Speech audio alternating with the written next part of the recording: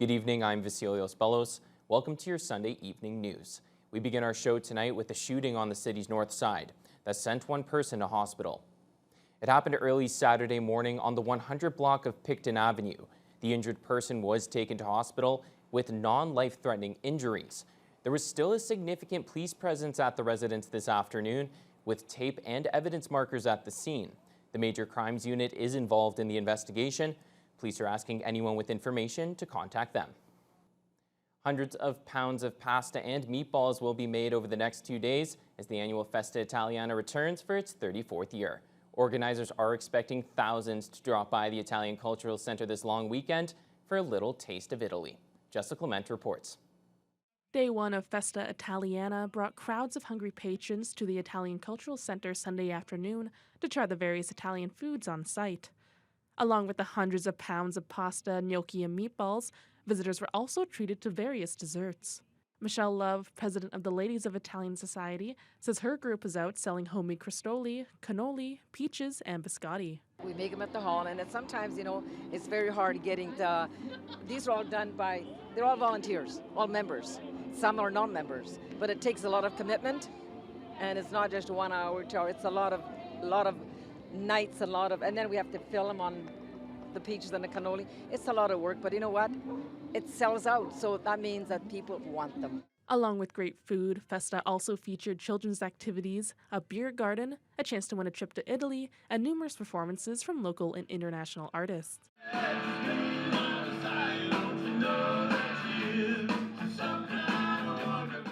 Matt Pascuzzo, Italian Society spokesperson, says it takes a lot of work to make Festa Italiana happen, with the festival having around 100 volunteers on site. We have people who are part of the Italian Society of Port Arthur who organize and arrange everything that you see here today. All of the vendors that are here today are volunteer-based organizations. All the people you saw in the kitchen are volunteers, so they're spending their weekend putting pasta into containers and selling it and selling tickets. And so we're very grateful for the volunteers, because without them we wouldn't be able to do this. And with it being Festa's 34th year, Pascuzzo says it shows just how passionate everyone is to celebrate Italian culture. I think it's really a testament to the people of our community who come out and continue to support this kind of thing.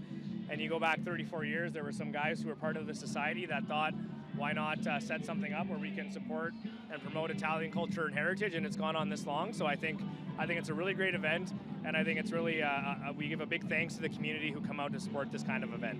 Pascuzzo adds in past years they have seen up to 10,000 people during a weekend, and he hopes to see just as much this year. Festa Italiana continues on Monday from noon to 11 p.m. Jessica Clement, TBT News. Area Indigenous students entering grade 9 and 10 were invited to a free one-day math and science summer camp this past week. The STEM camp featured group mentorship sessions, games, prizes, and also a glimpse at their potential future careers. Jaden Billick has more. Students with an interest in STEM had this opportunity to explore different interactive workstations with a number of specialized guests and learn about each field in detail. The free event was organized by the Ontario First Nations Technical Services Corporation. Communications Manager Chelsea Johnson speaks more about this unique summer camp. So STEM is science, technology, engineering, and math. And basically what we're trying to do today is to promote careers that are in those STEM fields amongst Indigenous youth, because a lot of our communities need more people in those fields to kind of like help the community long-term sustainability. The day was full of different indoor and outdoor activities. Mining Matters was there, presenting their station full of different geodes and figuring out which ores were more conductive than the others. Meanwhile, Science North introduced the students to basic coding theory in electronics and translated that practice to a real robot, where they then battled against one another in a balloon-popping dispute. Indigenous initiatives and STEM specialist from Science North, David Bates, speaks more. Technology, engineering, and math are kind of the backbone upon which most industries are built, right? And so if you don't have a strong understanding of how to build the robots and can code the solutions for the problems, you can't solve those problems because you don't have the skills to do so. So you gotta have people interested in all those things so that you can build cool stuff and build the future. Johnson says organizers of this event recognize that creating the next generation of individuals who will be a backbone for the future of society is imperative. and they're really excited to be part of developing those interests now. Our organization overall, we do help First Nations in Ontario with technical advisory services, but we have these programs for the youth because we realize that we need to help create that next generation of people within the communities who are going to help build up the strength of these technical services. So we're really excited to be a part of that. Jaden Billick, TBT News. With the start of another school year just around the corner, Confederation College and Prime Gelato are celebrating with a sweet summer partnership. They officially launched a new gelato flavor in honor of the college's mascot. With the heat wave in full effect this past week, Confederation students were very happy to enjoy some free gelato at the launch event. The new Stormberry cheesecake flavor was created by Prime Gelato in honor of their partnership with college and their mascot Storm. The flavor is a blend of strawberry, raspberry, blackberry, and honeyberry swirled into a cheesecake base. Around 1,300 students stayed in Thunder Bay for the summer and were all invited to the launch. Along with a free scoop of gelato, students had the chance to meet and mingle with the student union officials, as well as newly appointed college president Michelle Salo. It's pretty exciting. We actually created this relationship with Prime Gelato, with the college and the Suki Union, to create a new flavor that represents Storm, our mascot, and just brings our students into a local business and have the business be able to interact with the students. It's a great partnership that we have between the two of us. It's extremely important that they get to know each other, they have a fun event to come to, they get to know the businesses around town. They often employ our students, which is fantastic, so they get an idea of what it's like in the downtown area. Free ice cream, for sure, because we are getting free ice cream in Prime Gelato today, so I'm having fun. I had the ice cream and it was so good. Yeah. And that is the one, college is doing lots of events, and among them, this is the one. So I love participating in events, meeting new people and everything, so I'm here today. The Stormberry cheesecake flavor will be available at Prime Gelato until August 16th. The 2024 Women's Baseball World Cup officially came to an end yesterday, and for the second straight year, it was a huge success hosting the tournament in Thunder Bay. Thousands came out to watch and support these women over the past week, and our Canadian team didn't disappoint, reaching the podium for the 7th time in World Cup history. Ned Van Pelt has the details. What a life to be alive! This past week has been one to remember for baseball fans in Thunder Bay, as the Women's Baseball World Cup Finals brought lots of action to the city. The Canadian national team made us proud, securing a bronze medal with a 4-2 win against Mexico, while the 6-time defending champions Japan took down the United States to win their 7th consecutive gold medal. Overall, Thunder Bay International Baseball Association President Nick Malcury says the tournament was a big success. Canada winning the bronze, the good attendance that we had, the good weather. The players had great fun weeks. The volunteers had a fun time.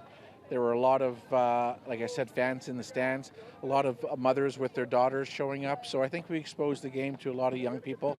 Members of Team Canada were happy to be back in Thunder Bay and have the opportunity to play in front of a home crowd. We were talking about it the other day. 3 years in a row, I haven't left Canada as a national team coach, and Thunder Bay has been where I've spent the majority of my time, so it almost feels like home. To be here, it's awesome. Just to wear Canada across the chest, it's a really good accomplishment. So I'll leave it there. You know, I think super cool that we not only get to perform in front of a home crowd every night, but also to be able to win bronze for a home crowd is pretty cool. Malcury says many of the other countries enjoyed their time in Thunder Bay as well. Japan and Chinese Taipei and Venezuela have had an exceptional time. As you can probably see, there's a lot of Japanese Canadians and Americans that have made the trip here. So a lot of them are visiting family and friends that connected with them from Japan. They drove up here to Thunder Bay so they can meet their family and friends. The Thunder Bay International Baseball Association wants to continue to grow the women's game and is hopeful to host more events like this in the future. Work with Baseball Canada and WBSC to get an event that showcases Thunder Bay again as a great city for sports, and also promote an economic type of incentive by having 1,000 guests and 300 athletes here. It'll do well for the economy. The next edition of the WBSC Women's Baseball World Cup will take place in 2027, with the host for the event being announced in June 2025. Nev Van Pelt, TBT News. Speak of the devil, I'm now joined by sports anchor Nev Van Pelt. Now, Nev, my ears are still ringing, but it was still worth it because I was down at Terrace Bay's 25th annual Drag Fest this afternoon. It looked like a lot of fun. Great I'm sure time. they're going to love your report after the break, Thanks, but Dev. we'll have those races, the details from them after the break.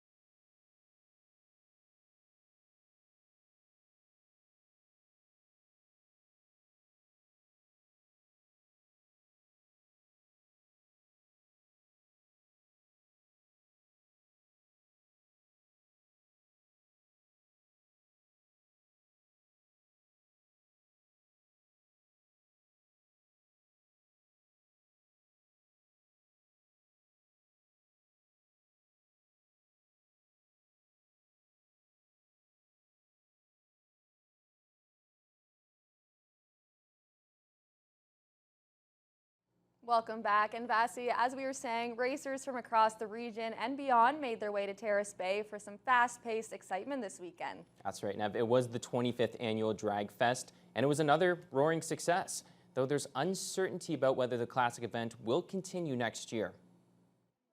An annual summertime favorite in Terrace Bay is celebrating 25 years of high-speed thrills. This weekend, the Terrace Bay Drag Fest celebrated its silver anniversary, with thousands from the region and beyond in attendance to watch dozens of new and classic cars push their limits. Since first hitting the track in 1999, the event has continued to grow. The races have gotten faster with more participants, and the car show has attracted more enthusiasts trying to show off their vehicles. Number one is to be able to help all the organizations from the funds that we raise. Superior Classics Car Club President Raymond Jeanette says attracting more drivers and larger crowds has been a highlight, but it's being able to raise money through the event that makes it all worth it. We're probably over the $500,000 mark now, I would think, after today's event. We've given to the hospitals, to the Cancer Society. It just goes on and on with the amount of groups that have benefited from the races.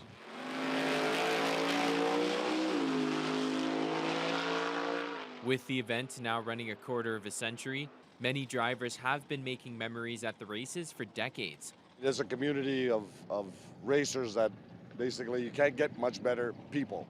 That includes Steve Postumus, who has been driving in the Terrace Bay Drag Fest for 17 years and says quite a bit has changed in that time. You get a little better. Years ago you had a car that was, if you had a 12-second car, you were pretty good. Then everybody steps up their game to 11 seconds and then 10 seconds. Now it's common to have most guys that are running in the 9-second range. There was a bittersweet feel for organizers during the event, with uncertainty whether this would be the last Terrace Bay Drag Fest. There's talks of a solar farm looking to buy the airport, which Jeanette says could put the brakes on the event for good.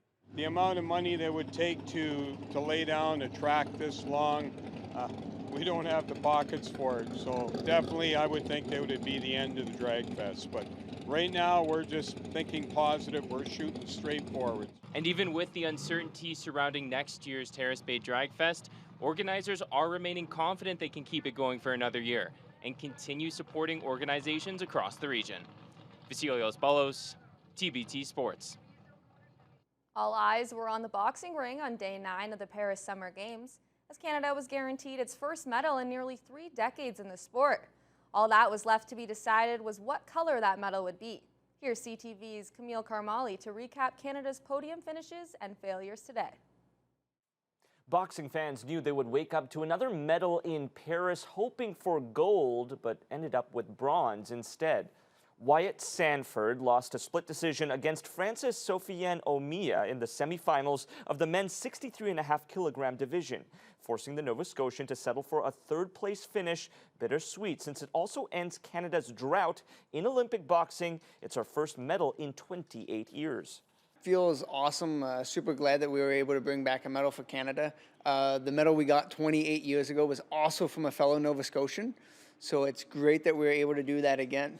Canada did notch a gold today. Nanaimo, BC's Ethan Katzberg outthrew his opponents in the men's hammer throw, winning with an 84-plus meter throw, making him the youngest gold medal winner in the event's history at just 22 years old. Moving on to the pool, where Canada has been dominant, but today, not so lucky. The women's 4x100 meter medley final, where Summer McIntosh had a shot at winning her 5th Olympic medal as part of this team race, but fell short. The women placed 4th, missing the podium by just over half a second.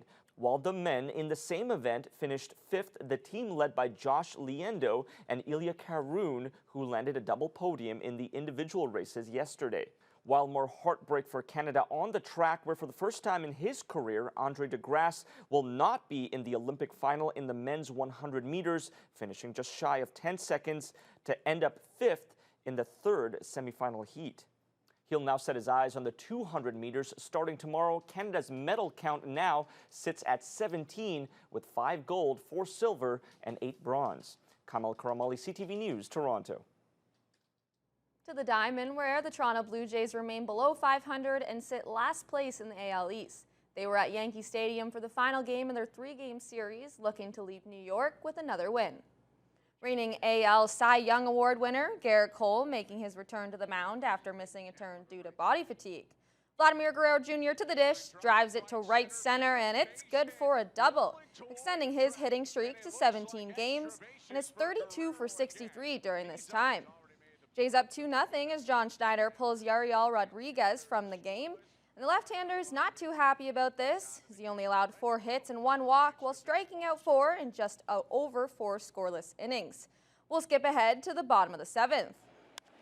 Soto swings and hits it in the air to left. That one is deep. It's off the top of the wall and it's out. Soto's 28th homer of the season makes it 3-2 for the Yanks, but Alejandro Kirk would have an answer. He drives one deep center field. Aaron Judge makes the catch, but the sacrifice fly was all they'd need, as this one is headed to extras. Jays changing up their defense with 6 in the infield as DJ LeMahieu steps up to the plate with a runner on third. He makes contact and sends it through the infield, and just like that, the Yankees win it 4-3 on the walk-off single from LeMahieu. Staying at the ballpark, the Chicago White Sox are making the worst kind of history. Winless for almost a month, they were in Minnesota looking to end a 19-game losing streak. White Sox manager Pedro Grifol still employed, but who knows for how long at this rate, with Chicago currently on a franchise record losing streak. Bottom first, Max Kepler at the plate, and the White Sox doing what they do best lately as Kepler reaches first on an error, and Byron Buxton comes in to score. Bottom second, Twins up 4-0, 2 on for Royce Lewis, and he cranks one to right field for his 13th homer of the season. In the 7th now, bases loaded, and oh man, the White Sox falling apart out there. Twins take this one 13-7, extending the White Sox losing streak to 20 games, the worst MLB losing skid in 36 years. That's tough. What can you say about that? We went into the year knowing like the White Sox weren't going to be the best team in the MLB, but Not that's so much. pretty tough. 20 straight losses. Yeah, it's like I feel like you have to try to lose that many games in a row. I think that's harder. Yeah, I don't know. I agree. I don't know. That's pretty crazy. Makes me happy to be a Jays fan, at least. Right now, White Sox, very cold. A lot colder than things are in Thunder Bay right now, but we are chilling down a little bit, especially compared to that heat wave. Full forecast after the break.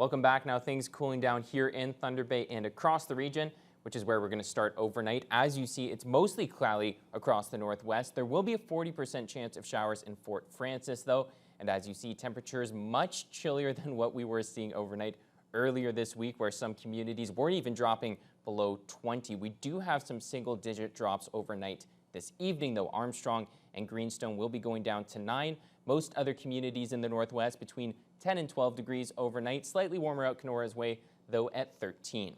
Looking ahead to tomorrow, an absolutely lovely day in the region for our final one of the long weekend. Sunny across most of the region, except Fort Frances' way. It'll be a mix of sun and cloud, but that just means any of the rain that hits them overnight will be gone by tomorrow afternoon. We'll have highs between 22 and 24 across the region with those beautiful sunny skies. Looking ahead to current conditions in Thunder Bay, partly cloudy and 18 compared to my weather last Sunday, where I think the humidex was still in the 30s at this time. So you see just continuing to cool down here across the region. Overnight, clearing up even more. That cloud coverage will be easing up, going down to 10. Now looking ahead to tomorrow, beautiful way to wrap up